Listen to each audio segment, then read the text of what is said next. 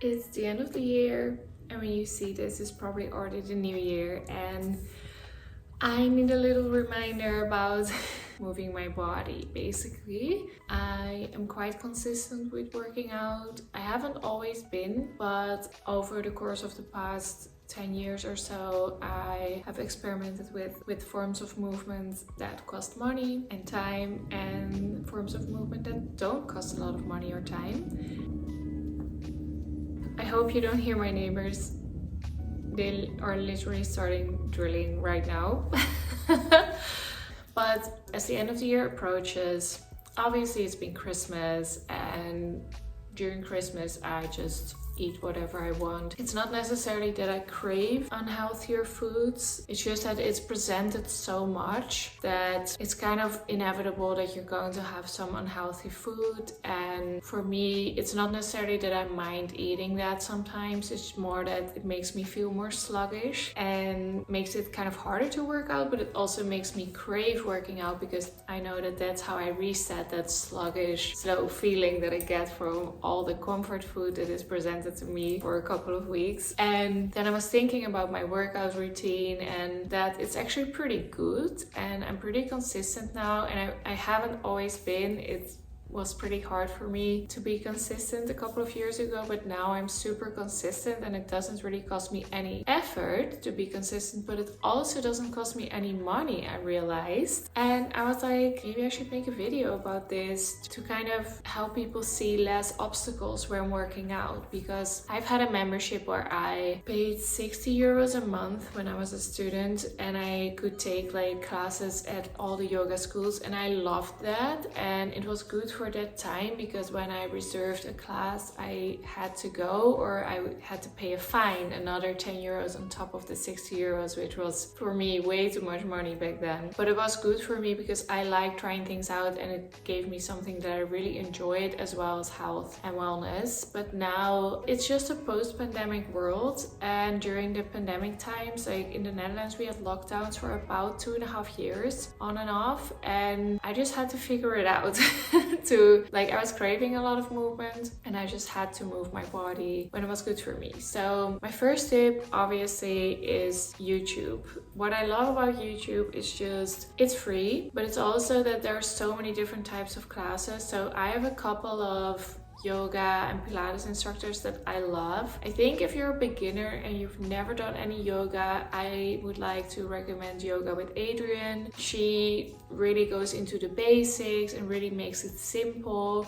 She does shorter classes, longer classes, and it's really good to learn how to breathe, learn where to tense your body, how to hold the postures. Like, Yoga with Adriene is great. That being said, because I'm not a beginner, I've kind of moved past the Yoga with Adriene channel, but I've religiously followed it for 5 or 6 years or something. But now I've kind of moved on. So the teachers that I like at this moment, I like Jess Yoga. She does the most zen, meditative yoga. Her voice is so calming and it's just a really relaxing vibe. So I do Jess Yoga for some movement, but also just relaxing and calming my nervous system, which really, really helps with consistent movement, by the way, because the more stressed I am, the less consistent I'm going to be with my good habits, because I'm sort of not as present and not making conscious choices as much. So I love Jess Yoga for that. And then I love Yoga with Cassandra because she does really short morning yoga sessions, and she also has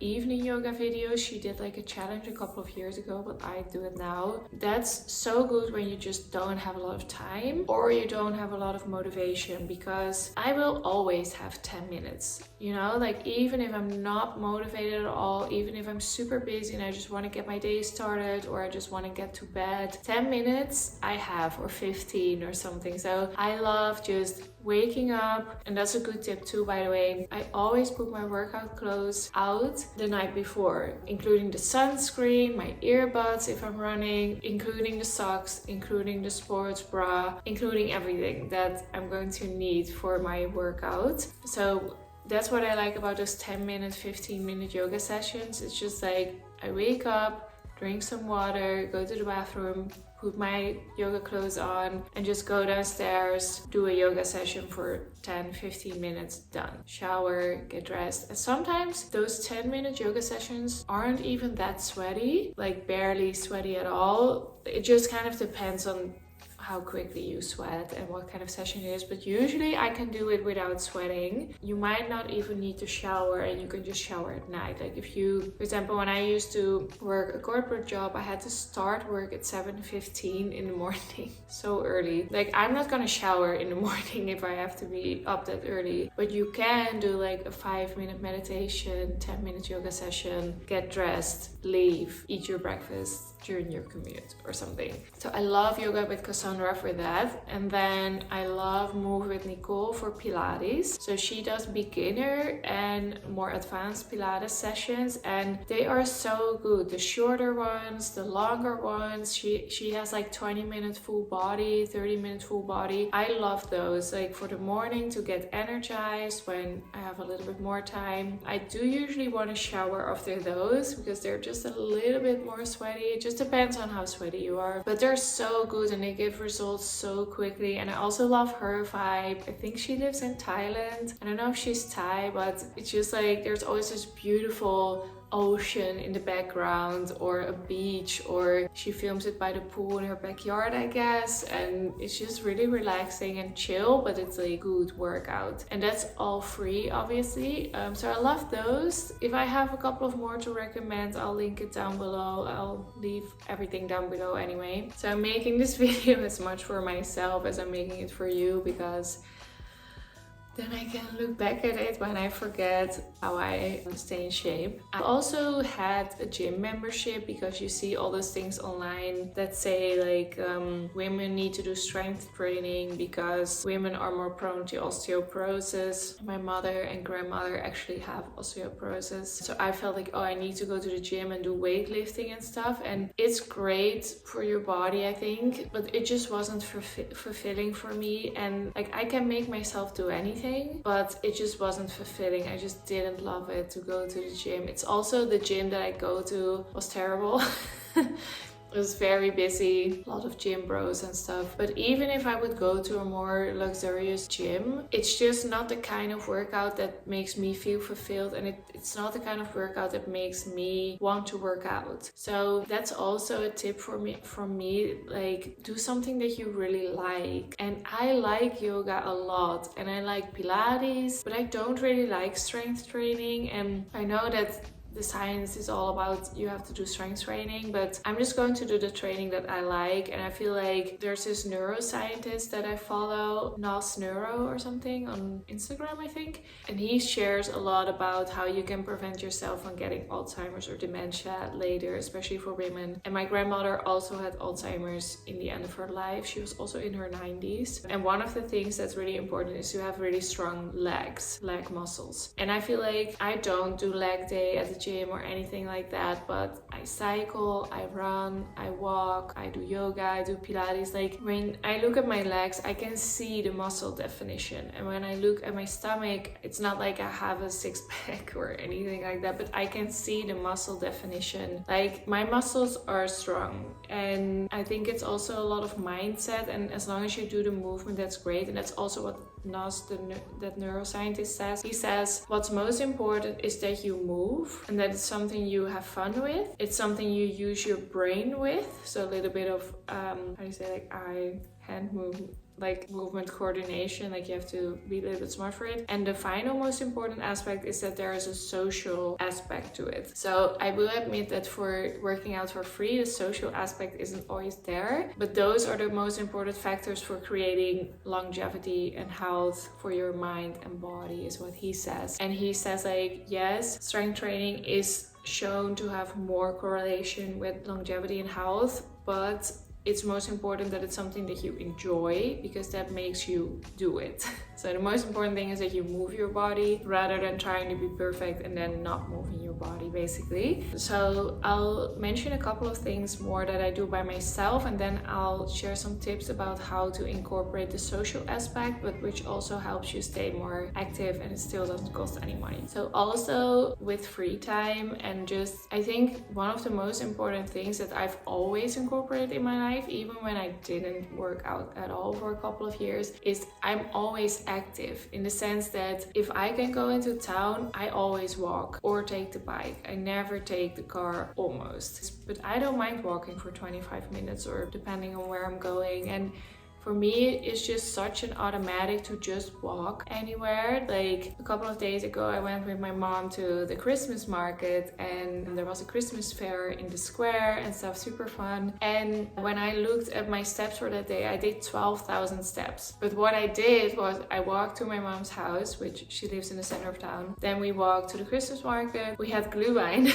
and then we had poffertjes, which is a Dutch delicacy. And we just talked and sat by the fire and drank glühwein. But apparently I did 12,000 steps just from walking to her house and just from walking to and around the Christmas market. And it didn't even really feel like a workout, but it was amazing because I spent time with loved ones. I walked, do your shopping locally. Don't order everything. Like, I know ordering is convenient, but sometimes it's better for you and your health and your longevity and your movement to just shop local, go to local events, have fun with people. And that also brings me to my next point, is make sure that your relationships don't just evolve around consuming things. So I think the most normal type of relationship, at least in the Netherlands, is just like you go out for drinks, you go out for dinner, you go out to the movies, you go out to drink on the terrace. Amazing.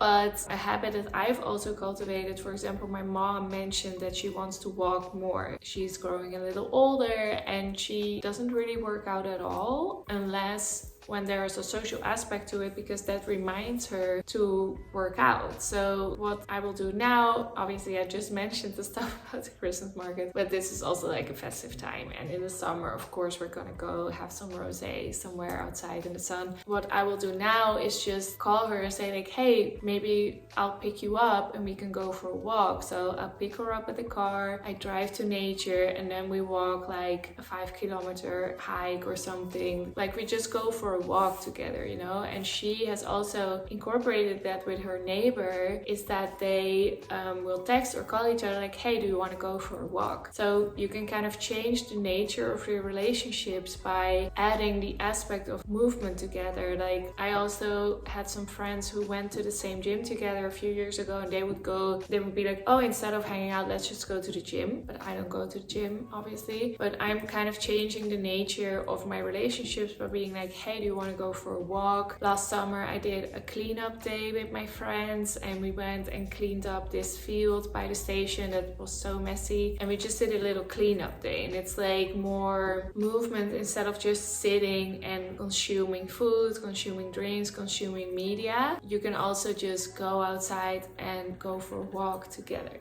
I'm sorry, the sun is changing a little bit. I can't really see the screen too well, but I think you can still see me. And you can also see my tripod.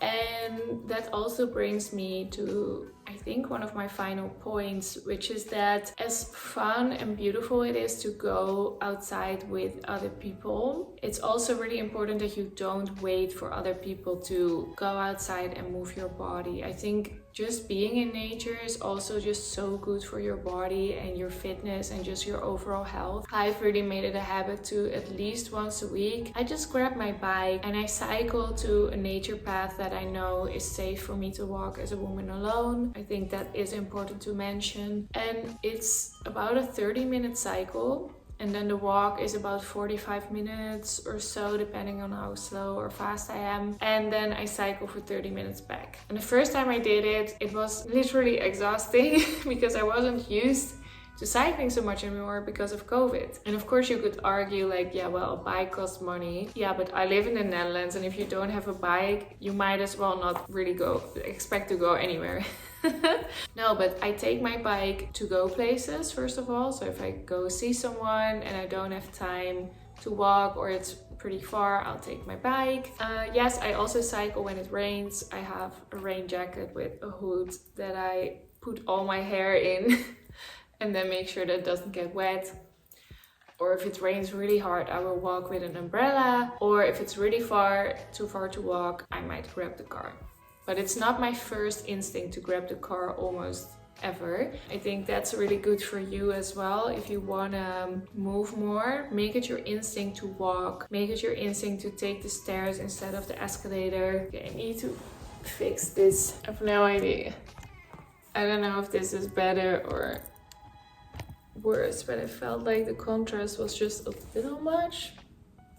I don't know. Make it part of your free time to go into nature or to just go for a walk or a cycle by yourself. So I feel like being in nature is just so good for your health. It calms your nervous system, but it also really connects you to the physical world, and your body is the physical. And I just find like the more I go into nature, the more I crave it. Like, we didn't go into nature for a couple of days because we had Christmas, because in the Netherlands you celebrate Christmas 3 times. Christmas Eve, and then we have first day of Christmas and then second day of Christmas. And because I have in-laws and my parents aren't together, I have 3 Christmases usually. So we didn't really have time to go into nature. But then the day after the second day of Christmas, we went into nature, and it was just like, oh, this feels so good to like be in the sun, in the fields. And it's winter now, so the water is frozen, and it's just really special to be outside, and it's just so good for your body and your health. And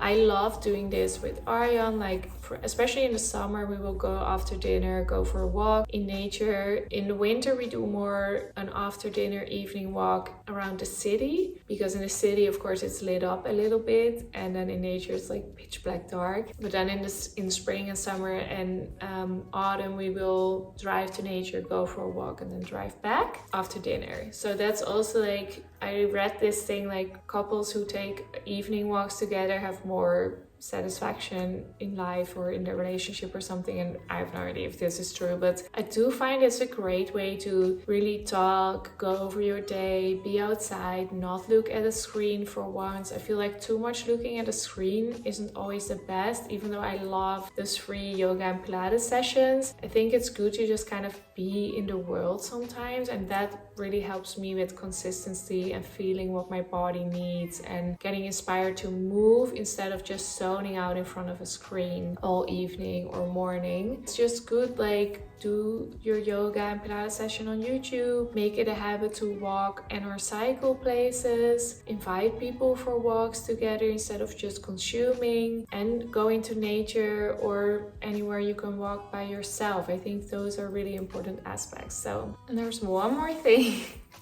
that I wanted to add, which is that your mindset is also so important, in the sense that you are moving your body all day long. And I read somewhere, Dr. Joe Dispenza wrote in his book that research shows that if you are mindful about your movement, they did research with people who work in cleaning services, and they all worked the same amount of hours, but the control group just worked without doing something specific for mindset. And then the research group, they consciously experience the cleaning as a workout or as movement.